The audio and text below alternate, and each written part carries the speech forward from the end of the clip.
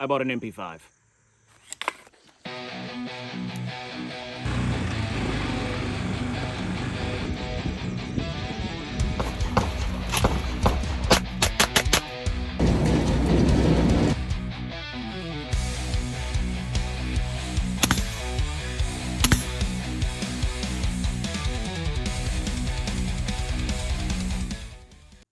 Good morning, everybody, and welcome to another episode of Farm to Target. And I bought an MP5. Well, kinda.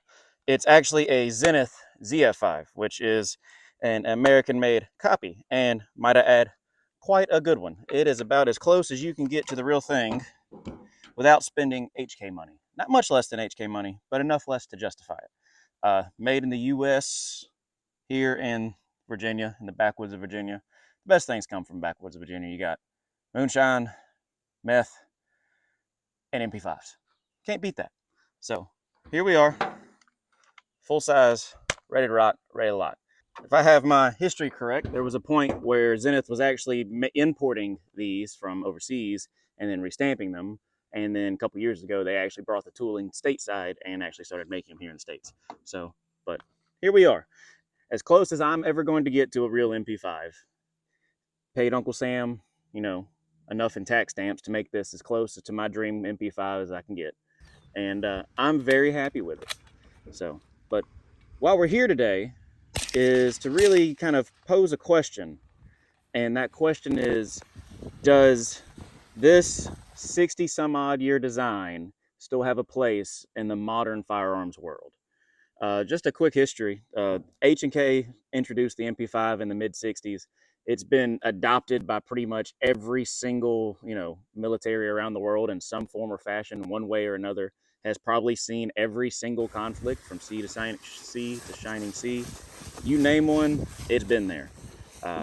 World renowned for reliability, world renowned for just the absolute legacy that this weapon has brought.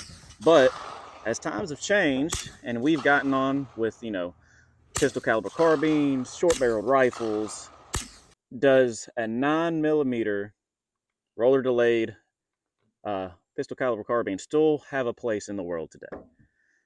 And I think it does. But let's kind of go through this first and we'll answer that question later. So I built this exactly how I wanted it. There was no other design elements other than I wanted something streamlined, something simple to use, and something I could grab at any point and have as a home defense rifle, throw it in the truck, and just to have an absolute blast on the range. So I'll take it from the tip. It's a YHM R9 can, direct threaded. The ZF-5 has the tri-lug capability like any regular MP5. I just haven't bought an adapter to put it on there yet. So direct thread works. Plus, I can still use this 9mm can on a bunch of other rifles without changing out the hub adapter. So going back a little further than that is a Midwest Industries just single piece free float rail here. It kind of goes in pins, the standard HK pins. It takes all of 30 seconds to install this. Gives you the ability to run M-LOK, which is a nice modern feature, trying to bring it into the 21st century. On this side, just running just a Picatinny adapter to an old IWC Haley strategic cantilever mount, a little unobtainium since they don't make these anymore, into a ProTac Streamlight. And as you can see, rail space, even with the Midwest Industries, is still rather limited. You still have to be able to run the charging hammer, do the old HK slap, and everything else. So really a pressure pad isn't a viable option unless you kind of run it wonkily on the bottom and, accidentally discharge it. So I just went with a button cap. There's nothing wrong with the old button cap. It works just fine. So that's where we're going to kind of keep it clean just to keep things going down. Going back from there, Zenith ships all of their ZF-5s with a rail section that clamps onto the top of the receiver. Some MP5s have it milled in there from the factory. Since this is as true to a MP5 clone as you can get, they don't have that. So this is just a clamp-on Picatinny adapter on top for all my GWAT bros running a 512. That's actually from the era. It's a 0405 512, I think. So somewhere in that time frame. So for all my GWAT boys out there, I know they appreciate seeing this on top of an MP5. Running to the back, thanks to Uncle Sam, I can't have a stock unless I gave them $200. So, and I didn't like any of the brace options for the MP5. They all kind of suck. So this is a Magpul SL collapsible stock, 0 complaints, gives you a QD swivel for sling options, and quick to deploy. It's 2 positions, so you either got out or in. Some of your more expensive options from like B and T have 3 and 4 positions, I think, or 6. I don't remember. But either way, I wasn't going to spend B and T money, and I know that sounds ridiculous since I've already spent MP5 money. What's a little bit more, but we ball on a budget out here at Farm to Target, so that's what we're running with. Running just a Zenith ships this cheap little sling with it. It works. It holds rifle to body, and that's really what we're here for. But where does this fit in today's society? Show clear. It's been clear the whole time, but I know the YouTube bros like seeing that. It is a clear empty weapon. Where does this fit in? In this configuration, nowhere. There is not a place that I can think of that a full-size MP5 in this configuration really excels over a short-barreled rifle chambered in 223, 5.56, 300 blackout. I can't think of a single place where I would rather have this than an AR-15, unless I bought the K variant. The K variant is much smaller. It's shorter. This is a 6-inch-ish barrel. I think the K variant's a 3-inch barrel, and it stops here. And with this collapsed on a K variant, obviously we can get really small. And where I can only see that fits in the modern day is really just deep concealment for security purposes, think Secret Service, things like that. They've been carrying MP5s for decades, and MP5s, MP7s, anything you can fit under a suit. My Tom Ford and my MP5 go well together. But in that configuration, that's where it belongs. And some might say, oh, well, in a home defense situation, I can, 9mm is much more manageable than, 5.56. And sure, it is. And well, what about sound? Well, obviously, I'm running a can on this rifle, but I can tell you, even running, if I was running subsonic 115 grain 9mm ammo, it's subsonic. Cool. I won't have ears on when I'm in my underwear and someone breaks in. And yeah, it's cool. It's 115 grain subsonic. You don't see too much performance out of a 115 grain subsonic round. They're meant for what they are. They're quiet, and that's great and all. But if I'm running a can on my AR-15, it's still going to hurt, but I'm not giving up the performance. This is still loud inside a house without ears, subsonic or not. Supersonic in a 5.56 is really loud inside of a house, even with a can on it. But in the moment, I'm okay with being deaf to not be dead. So for comparison, here's a 10.5 AR-15 pistol. And you set these tip to butt, same height, fully extended on both brace and stock, and you're giving up 4 inches. And you may say, oh, well, 4 inches isn't a lot. Well, it's enough to make it different. So I'm not doing any type of long-range engagement, and I say long-range, medium-range engagements with a 9mm cartridge. Is this effective out to 200 yards? Yeah, you can put rounds on target. 9mm really starts slowing down after about 150 yards. Will it get out there? Sure. With a rifle cartridge, in just an intermediate cartridge, say 5.56, this rifle, I'm confident out to 400 yards. Confident, and I mean without question. Lobbing them at 5. I did it. I shot it during the games, and I can know it for a fact has the same kinetic energy that I need to make a count. So very limited use options. Again, the MP5 and that 9mm cartridge was never designed for those longer distance engagements. But if I had to choose between giving up 4 inches off of overall profile, or having the ability to engage distances out to that range and close quarters, it is hard to justify taking an MP5 or a pistol caliber carbine in any caliber. It's just hard to justify that. But this is leaps and bounds cooler. And ultimately, why do we buy guns, guys? Because guns are cool. So, but that's the comparison I see of this is where it blends in.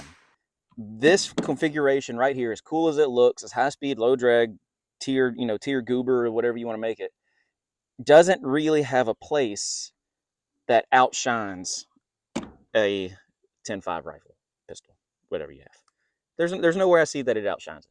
Not in this configuration. K configurations, absolutely. But I will say, there is nothing more fun than shooting a suppressed MP5. The shooting experience is as pleasant as it's going to be. So H&K hit it on the head when they designed this back in the 60s with the roller delay system. And how that works, I'm sure, you know, this isn't forgotten weapons. I'm sure if you wanted to really learn the inner workings of the MP5, you could. But quick down and dirty, the backside of the, say this is the bolt carrier. It has a taper to it, and there are two rollers here and here that kind of ride on that taper. And when you shoot, that taper gets wider and wider and pushes onto the rollers and slows down the action, giving the projectile time to escape the barrel and allow time for the chamber to kind of depressurize a little bit. So that's why you get such a soft shooting impulse out of an MP5 or any roller delay. I mean, you shoot it like a G3 or anything like that. Just, I mean, even large calibers, you know, with the roller delay system, it's still a buttery experience. So they knocked it out of the head, and Zenith knocked it out of the park with their replica of it. I mean, I have shot tried and true MP5s, and you can't tell the difference. Other than a couple, you know, niches here with this kind of a safety is a little weird. We'll talk about that later, and some other things. But as far as just pure enjoyment of the shooting experience, you can't beat it. You can't beat it. You really can't. Another factor where I really feel that with the modern age coming through and the availability of parts, equipment, ammo, always kind of fluctuating, is cost to actually run these systems. I know for a fact that I can go to any sports store, Bass Pro Shop, Academy, Shields, whatever you have, Bucky's at some point probably, who knows, and I can walk in there and I can buy 55 grain ball ammo for training, 223, and a couple AR-15 mags. I know for a fact I can buy that at any store I need to. And I know for a fact I can go to any store that sells ammo and buy 9mm. 115 grain 9mm is what, 26 cents around as of filming this. And I know I can find that anywhere. But the issue comes in is if you really want to get down to training, you kind of get into the boutique of, well, magazines. These are Zenith Stant mags. It comes with 3 when you buy the kit from them. And you can order more. They're $40, $50, $40 a pop. And that's on the cheap end. Real HK mags are $50, $60 a pop. You know, retail on the street, you might get them a little cheaper. And every other mag really isn't worth messing with. So for the price of one of these magazines, I can go out and buy 3 or 4 PMags. And you might say, oh, well, you know, if you're running an MP5, you're not really worried about the small stuff. Well, you know, yeah, you pay the money to have the experience, but you still have to be able to feed it. That's like me going out and buying like a 40-foot center console fishing boat and being like, man, I just spent all the money on this. My boat note is $6,000 a month, but man, can't put no fuel in the damn thing. So again, that's the drawbacks of it to training wise. It's just, again, all the parts are a little bit more pricey. Thank God you have companies like Midwest Industries that are actually, you know, stepping up and making parts for it, and for the everyman, you know, Unobtainium, you know, B&T, and, you know, other companies coming out of Europe making stuff are, they're expensive, to say the least. But thankfully, there are some companies kind of helping out the everyman like us here at Farm to Target. But overall impressions is a phenomenal pistol caliber carbine, and I would wager it is the king of the pistol caliber carbine because it's the original. It is the 9mm platform, and I don't care what anyone says. Your opinion's wrong. But it is not without drawbacks. As designed in the 60s and as copied over by Zenith, the only complaint that I have about this entire setup here is the trigger. And that's no fault of Zenith's. That is just how the design is. I would say in the modern age, we have been spoiled by single stage, 2-stage drop-in triggers, 2-pound walls, crisp brakes. You get spoiled by these. You really do. And you go to shooting something like this, and the trigger is just there. It makes the gun go bang. It's not terrible. It really isn't. But there's a lot left to be desired on it. And I had a chance to go film with the boys over at Basecamp, and I cannot thank them enough for inviting me out there to come shoot and film with them for the day. just being able to go out there and, you know, really see behind the scenes of how like an outfit like them films, and it really makes me want to strive to kind of up my my videography skills, because mine are base level, just to see how they do it. But I went out there and talked to the guys, and I said, hey, shoot this and tell me what you think about the trigger, and just see if you have kind of the same opinions I have about it. Oh, that's nothing. That's nothing. How's that feel? That's fun. Oh man. All right, let's see how it feels going. All right.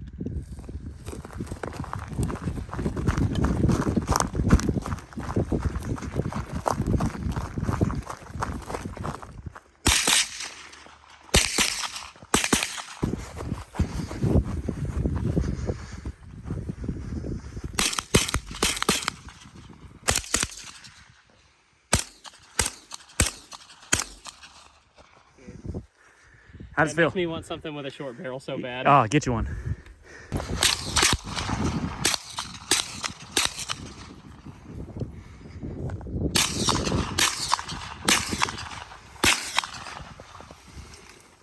I love how this recoils. The roller delay system is just the best.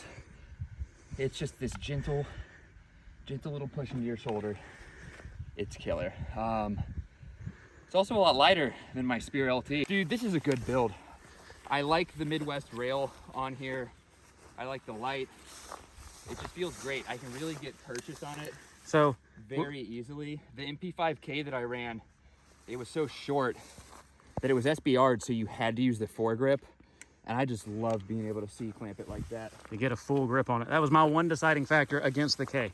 Really? Yep. So with Zenith and their reproduction of an MP5, the main complaint has been the trigger. How do you feel about that? The trigger? The trigger. Like, what are your opinions on it? Hate it, love it, indifferent? Yeah, there's almost no wall. It's just immediate. Yeah. I had the safety on. All right. Yeah, I can't really tell where the wall is. It's just kind of there. Like it's sponge discharge. Reset. It's an odd reset too. It is. It just feels clunky. I don't know how else to describe that. It's not crisp.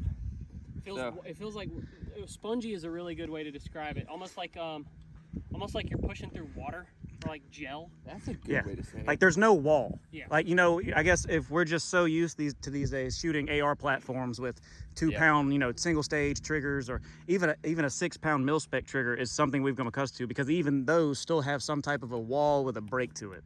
And that's just, I think, comes down to it's a 60-plus-year-old design.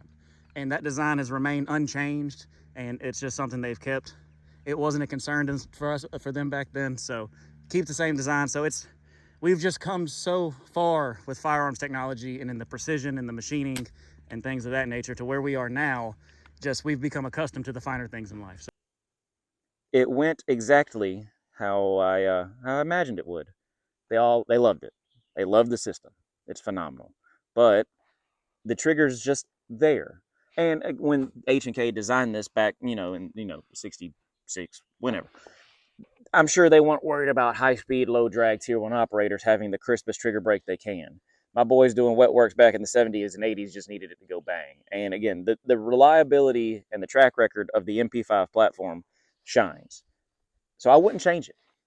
Wouldn't change it at all, because it is what it is, and that's what you expect. Now, can you get a, fire control group that drops in that accepts AR-15 triggers? Yes, you can. They're X hundred amount of dollars. And for the price, yeah, they're cool. And would it be cool to one day maybe buy one of those fire control groups and drop an FRT in it and go fast? Yeah, actually, hell yeah. But for now, as it sits, I'm not changing it.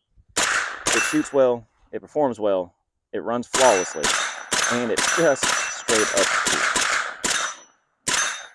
But to answer the question, does it have a place in the modern world of pistol caliber carbines and short barreled rifles and pistols? Yeah, it does. In the absolute coolest way.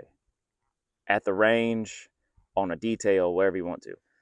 But it is being outshined by modern offerings and how well the AR-15 has grown. There is nothing you can't bolt onto, attach, or chamber an AR-15 in. Trust me, look on the internet. There's nothing that this can't be chambered into. And there are modern cartridges being designed, 300 Blackout, for example, that bridges the gap between these and really shines and outperforms 9mm in every way, shape, and form at close distances, and still has the ability to reach out a couple hundred yards effectively. So it has a place, but I think we'll start seeing the times changing. I really do. But that does not change the love letter that I have for this weapon. Not whatsoever. Guys, I sure love this Zenith ZF-5. It is a fun time. And I can't recommend it enough to anybody. But understanding the limitations of the cartridge, not the weapon system, is what's most important if you ever plan on using anything like this for duty use or self-defense or home defense, or anything like that. Just understanding what this is and what this isn't is the most important thing. It has a place. Everything does. But does it meet your specific needs of what you were trying to do? And hopefully it does. For me, this checks all the boxes that I could ever want. So, guys, thank y'all for coming along with me on this journey. Thanks for checking out another episode and being here with us. And I cannot wait to see y'all in the next episode of Farm to Target. Y'all have a good day.